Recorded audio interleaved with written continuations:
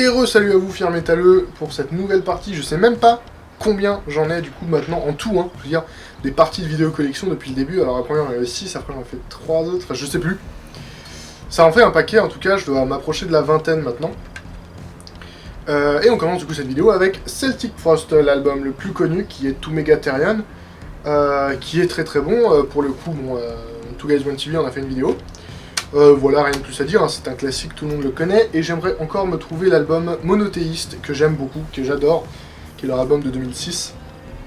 Enfin, le dernier album de Celtic Frost, on va dire, sous cette forme. Voilà, avec des maquillages un petit peu rigolos derrière. Voilà. De toute façon, tout le monde connaît Celtic Frost. Born of Osiris, alors ce n'est pas leur premier album, ça va être leur 2 ou 3e, je crois. À Higher Place, sorti en 2009, que j'aime bien, que j'aime beaucoup, c'est pas mon préféré, mais ça me plaît, ce genre de musique, ça, de temps en temps on va dire que ça contraste un petit peu dans ma collection, j'ai pas beaucoup de groupes un petit peu virtuoses, un petit peu prog, un peu gent ou des choses comme ça, j'ai pas beaucoup de ce genre de musique là, et du coup voilà, un petit Born of Osiris qui était en promo, et ben voilà, c'est pas mal. Witches, qui est un EP, il me semble, parce qu'il n'y a que 6 titres dessus, qui est un groupe de trash un peu vénère, bien vénère français. L'album s'appelle, enfin l'EP du coup s'appelle The Hunt, qui a été présenté par Enoch, donc vous pourriez aller voir. Oui, qui est un groupe français, qui est hyper vénère avec une chanteuse, et vous pouvez donc commander l'album là sur leur Bandcamp, c'est hyper efficace, trop vénère, voilà. C'est fou de ça. Il n'y a pas forcément grand chose à dire sur chaque album. Hein. Alors là, vous le reconnaissez peut-être, peut-être pas, c'est l'album Avolger de True Widow. Alors Avolgere, je ne sais pas. True Widow, donc, que j'ai découvert l'année dernière et qui est tout de suite à sauter au sommet de mon top, on va dire. Parce que j'ai pas fait vraiment de top en 2016, j'ai fait un bilan. Mais celui-là, c'était clairement mon préféré de l'année, c'est celui que j'ai le plus réécouté. Et maintenant, j'ai enfin l'album en physique. Je suis hyper content, c'est vraiment hyper bien si on veut un petit peu voyager, s'envoler. C'est pas du métal pour le coup, c'est plus un genre de rock un peu pas psychédélique vraiment, mais voilà, un rock un petit peu aérien,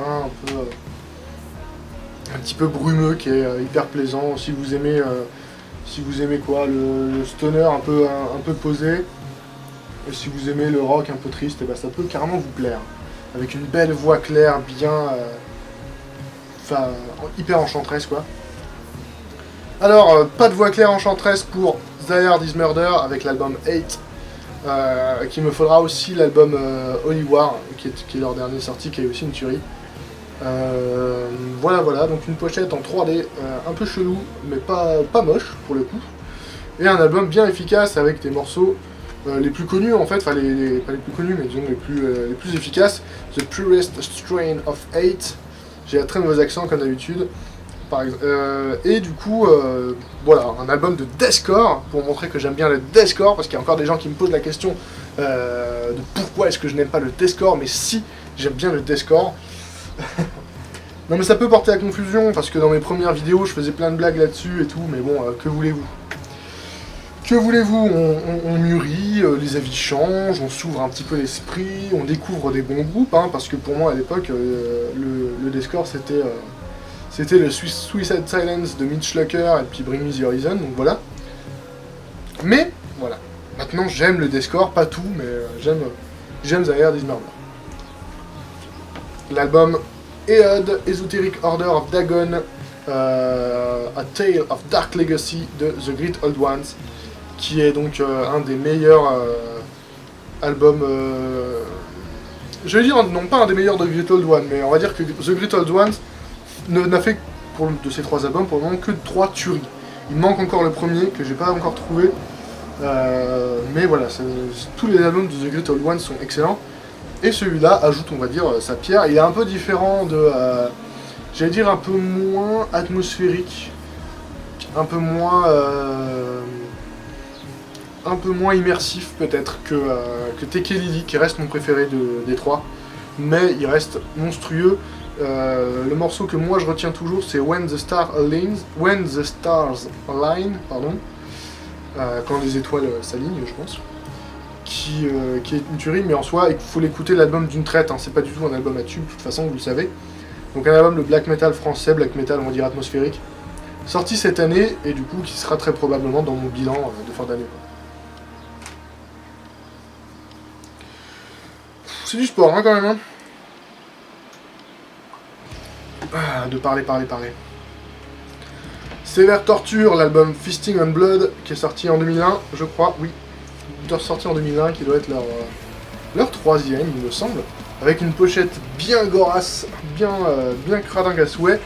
Et pour, au final, un death metal bien gorasse, bien bourrin à souhait, donc Sévère Torture, un des meilleurs groupes de brutal death qui soit, selon moi, un des plus efficaces en tout cas, qui n'en fait pas trop et qui fait juste assez pour que ça soit vraiment bien, quoi.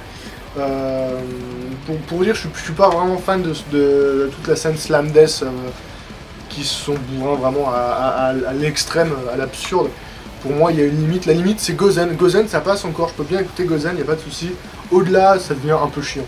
C'est pas que j'aime pas l'idée, hein, le principe, mais bon, musicalement, ça a très peu d'intérêt quand même. Hein. Et donc Sévère Torture, Feasting on Blood, j'avais déjà Slaughterhead et j'aimerais bien me choper les autres, parce que c'est bien Sévère Torture. Machine Messiah, le dernier album de Sepultura qui est sorti en début d'année et que j'aime beaucoup. Alors, si vous n'aimez pas Sepultura depuis que Max Cavalera est parti, vous n'aimez pas celui-là plus que les autres. Par contre, si vous aimez beaucoup l'album précédent, alors dont le nom c'est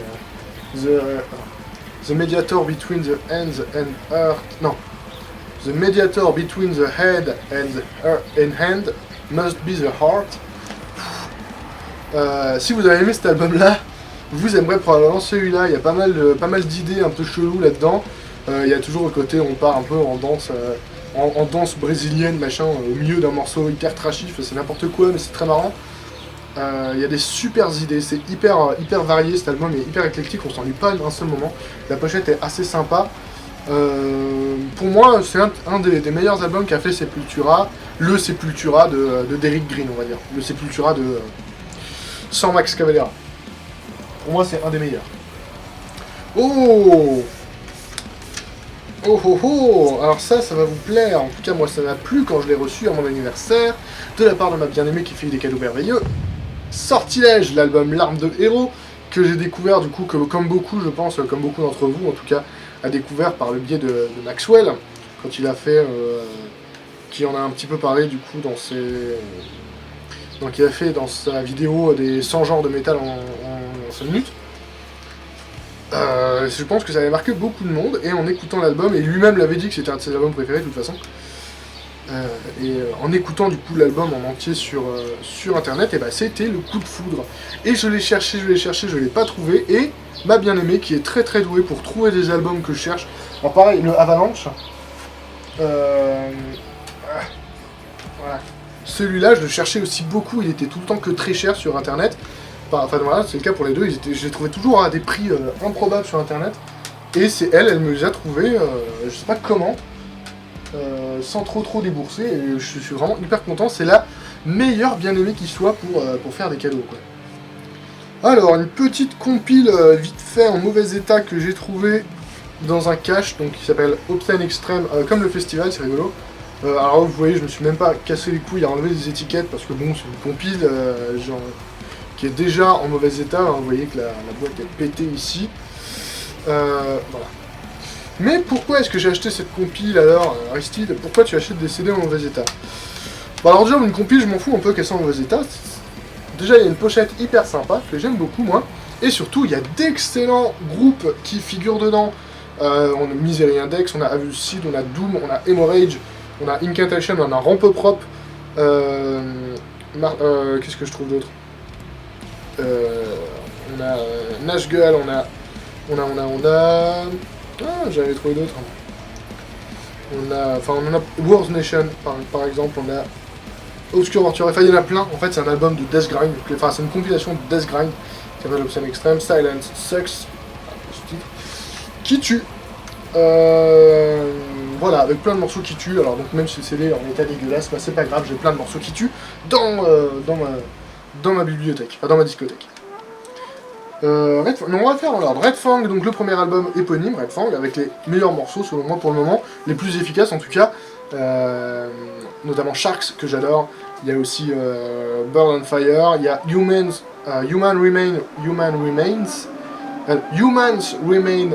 Remains, voilà, qui est un morceau Doom, quasiment, dans les stoner Doom, vraiment Doom, super cool, hyper lent et hyper psychédélique, et vraiment hyper entraînant.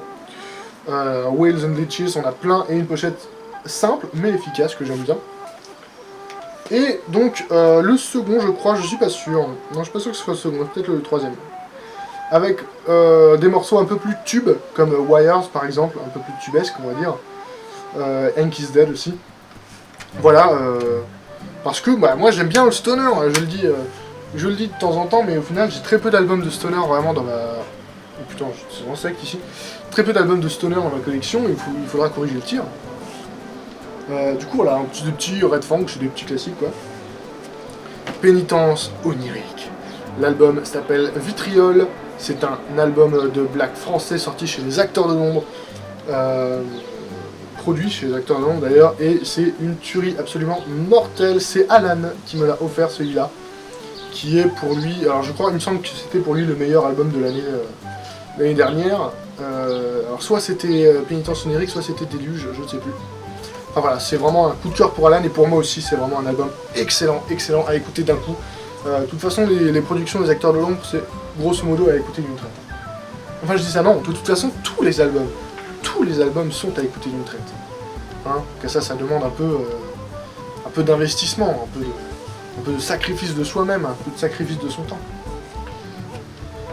On change d'ambiance complètement avec le donjon de Nalbuck, l'album À poil dans la forêt, qui, il me semble, leur premier...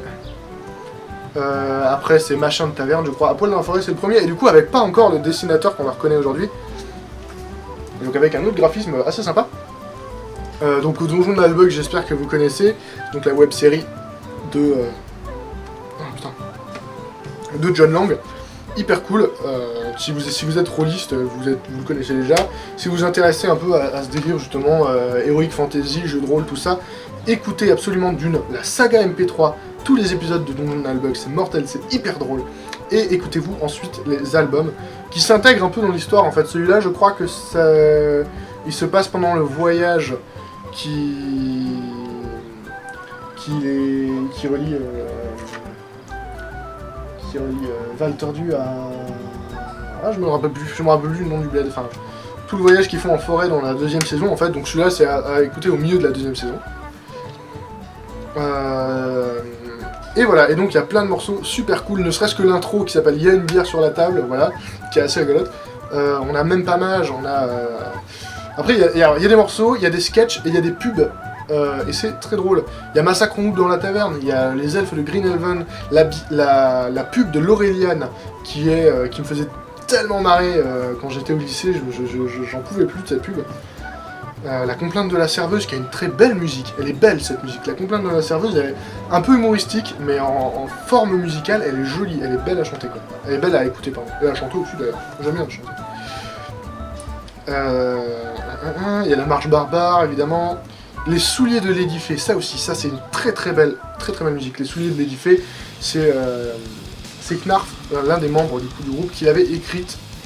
Ah, c'est Knarf ? Oui. Qui l'avait écrite pour le mariage d'une des chanteuses. Et ils l'ont adapté, ils l'ont mis sur l'album. Et c'est une très belle chanson. C'est vraiment très joli. Les souliers de Lady Fay. Et si vous aimez le métal bien épique, et ben il y a la bataille de Zug Amax Long, qui est mon morceau préféré du Nile Band. C'est comme ça que ça s'appelle, Pen of Chaos et le Nile Band, qui est mon morceau préféré parce qu'il est hyper épique, il y a plein de trucs, ça raconte l'histoire d'une bataille. Maxwell en passe un extrait dans l'épisode de Two Guys sur la fantasy, c'est vraiment hyper bien. Bon, ouais, je vais m'arrêter là. Non, allez, tant qu'on est dans le donjon de Nalbuck, voilà. Un petit best-of. Un petit best-of de Donjon de Nalbuck, de Pen of Chaos, et du coup, donc avec un livret avec les paroles. Et du coup, qu'est-ce qu'on a comme morceau là-dessus? Bah, c'est un best-of. Alors, il y a des morceaux qui sont en double, forcément, par rapport à l'album d'avant. Merde, alors. Elle est où la liste, hein? Voilà. Donc, on a À l'aventure compagnon. On a, bon, même pas mal, on a encore 10 sous dans ma poche. Mon ancêtre Gurdil, voilà. Mon ancêtre Gurdil, ça, c'est un morceau qui mérite d'être écouté. Il y en a pas mal d'autres. Il y a pas mal de pubs aussi. Il y a les revendications monstrueuses qui sont bien, et la complainte de la serveuse encore une fois, un boulet dans le groupe, le soulier de Lady Fay, le pirate mauve, c'est très rigolo, le troll farceur, c'est vachement cool, le troll farceur et elle fait farci. Voilà, en gros, et des petits morceaux en plus, des petits bonus et tout, il y en a pas mal, c'est très cool. Voilà. Bon, j'arrête cette vidéo, on va faire une autre partie encore, parce que j'ai encore pas mal de CD à vous montrer.